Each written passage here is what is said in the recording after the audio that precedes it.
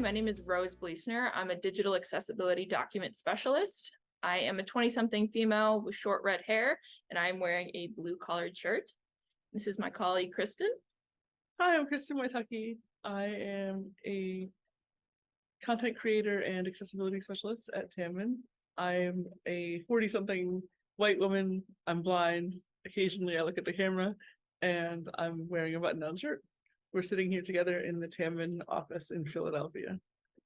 Today we're going to talk about screen readers and how they interact with documents. We'd like to show you how a screen reader navigates through a digital document, such as a PDF, including marketing collateral.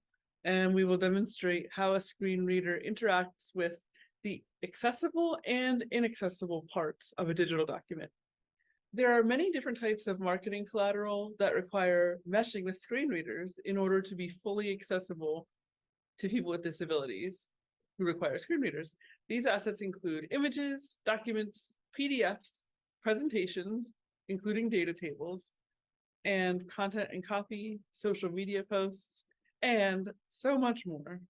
So now we're going to check out a public health PDF and go over some of the major accessibility issues with this particular document. Heading Level 1 2022 Consumer Assessment of Healthcare. Heading Level 1 Providers and Systems Left Parent CAHPS Right Parent for the Merit Dash.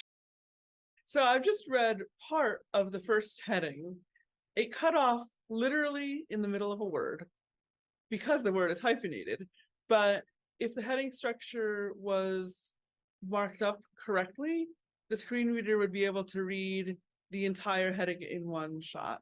Can you talk a little bit more about headings and how they work? Yeah, absolutely. So for a document, you typically want to have just one heading level 1. And that's kind of going to be like the title of your document or the big heading, usually on the first page. And this is like 5 heading level 1s in one title. Exactly.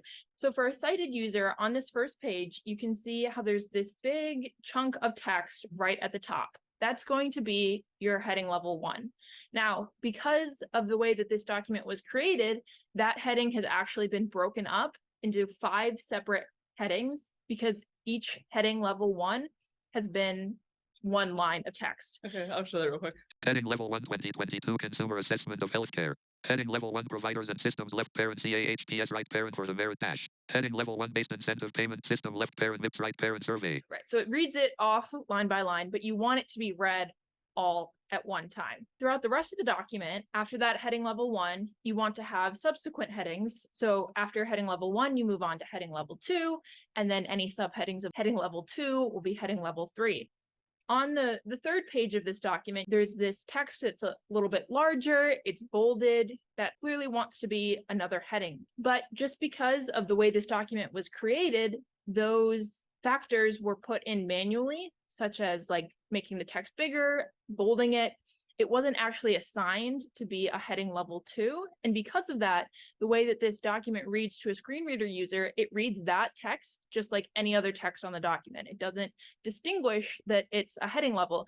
And now when you're using your screen reader, you like to typically navigate through a document using headings. Is that right? Yeah, I think with a document like this, it's kind of gigantic and just a lot of information. Sometimes it's really helpful to skip around. Another example of this is the frequently asked questions should be a heading level 2 because it's kind of under that hierarchy of the document title, and it's really a subtitle.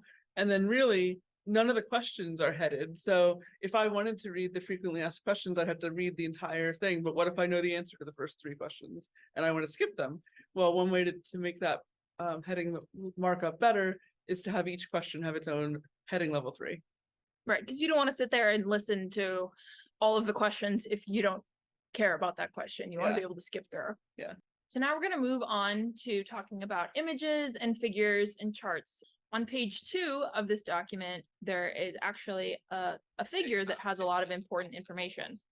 But on a screen reader, it's not showing up at all, right, Kristen? Yeah, what figure? What are you talking about? Now, how you can translate that important information is through alternative text or alt text. So what that is it's usually a sentence or 2 that describes what information is included in the image or the chart.